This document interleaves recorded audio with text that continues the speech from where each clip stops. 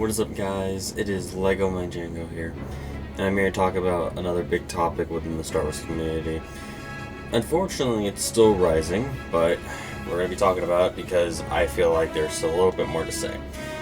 Even though that many YouTubers have explained this and have tried to bash down on everybody for it, I feel like there's still some thoughts that I have that have never been said. But anyway, the biggest topic on Star Wars as of right now is the political agendas, the SJWs, all the agendas that Kathleen Kennedy mostly has put into Star Wars.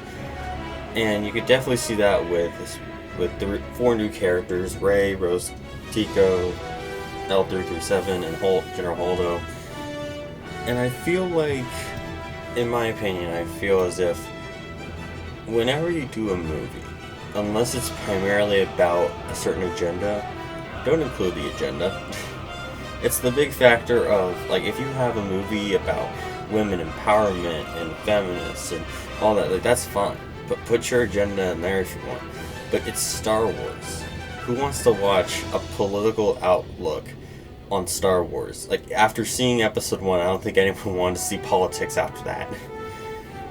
And regardless of what has been shown, the harsh reality of it is, a lot of the political agendas that have been put in have been for the female empowerment movement.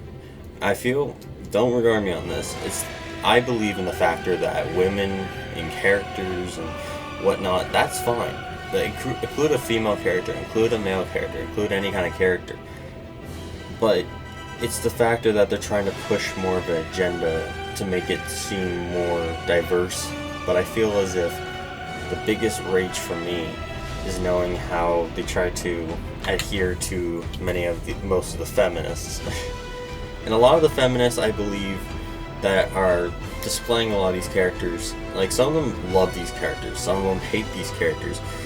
I know a lot of people who are fans of mine, who are friends in the community of mine, and everybody that I've talked to have hated these kind of SJW-like characters. And I feel as if they could have been better characters, but ultimately, I feel that 3 out of the 4 characters were kind of more or less hateful.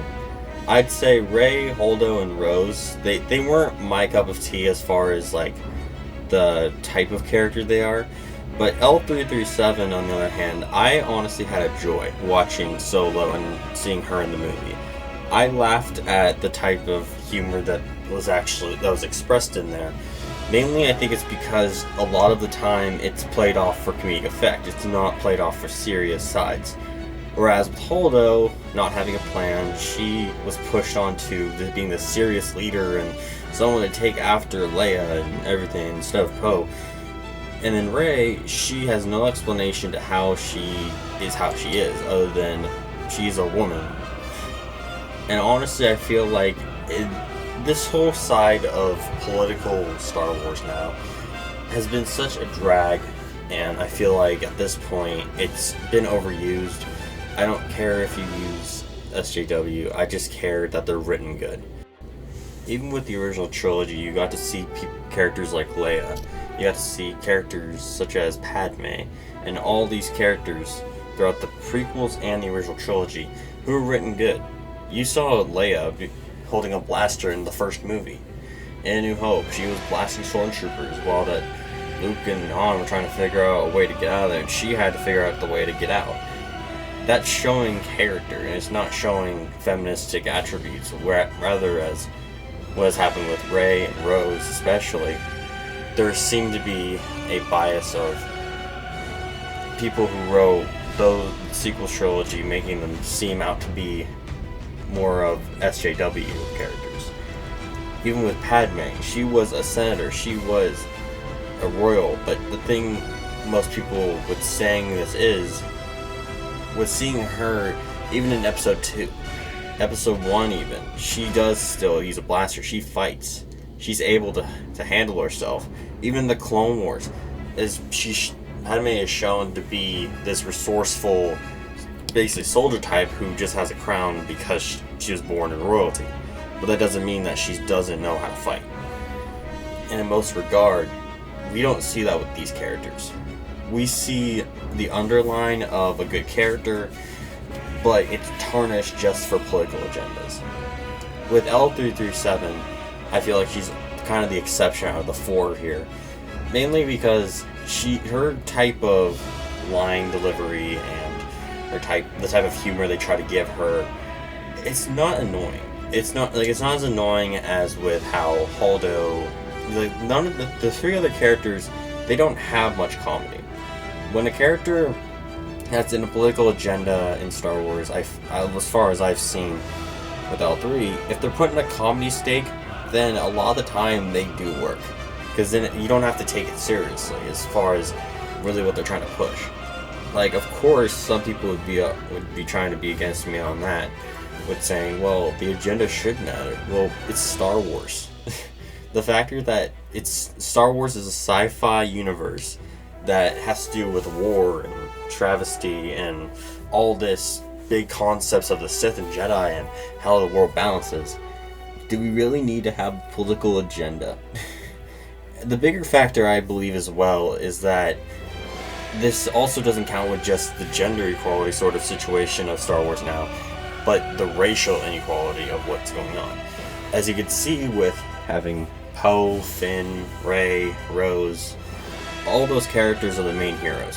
Technically, well, Rose wasn't in the last one, but and then if you look at that's the Resistance, and then the First Order, what do they have? They have Andy Serkis as Snoke. They have Kylo Ren. They have Hux, and to believe it or not, and a lot of the other characters, even in The Last Jedi and in Rise of Skywalker, do you see what all those characters are? They're all white people. A lot of the time that you don't see main villains that are other than white. And most people argue Hux is like an Adolf Hitler in Star Wars. And so it kind of brings into account, it's a very big topic, but I feel as if there's some SJW sort of, it's kind of just has some scaling to it of how they try to express the SJW and the racial inequality or whatever in Star Wars. And I feel like most people wouldn't look into that, and that's fine. Like, I would rather not have to look into it, but it's the factor I've seen so many people talk about that sort of scenario. But I feel like there's this one picture I found online that encapsulates this perfectly. I'm going to put it on screen. And honestly, I can totally see it now. It's like, and honestly, since we never see Captain Phasma, we have to assume it's what Gwendolyn Christie looks like underneath the helmet. So that doesn't even help their argument. But I feel as the bigger factor of all this is a lot of the SJW and political agenda characters in Star Wars sequels especially, they're just not well written. All they have is literally feminist attributes, agenda, pushed together, there's a character. There's no underlining value, there's no flaw. Holdo has no flaw, and the last thing we see of her is that she commits suicide just to save the others. She's done so many things to put everyone else in danger. Regardless of what happened, she was going to let them die. And then she was going to let the whole Resistance fleet die, all because she didn't want to spill the plan. And that wasn't even a plan at first. Like, she literally had a brain fart during when Poe was just like, we need a plan. What's the plan? She's like, a plan? And then nothing. There's nothing. She doesn't say anything. She just ignores him. And then with Rey, there's no flaws. She literally has the Force. She has this lightsaber ability. At this point, what are you gonna do? There's no flaws to any of these characters. The only two characters I feel like that have any backstory that seem resemblant of a good character is Rose and L3. L3, at least you got to know where she kind of came from and how she was built, and some of like the rest of the lore.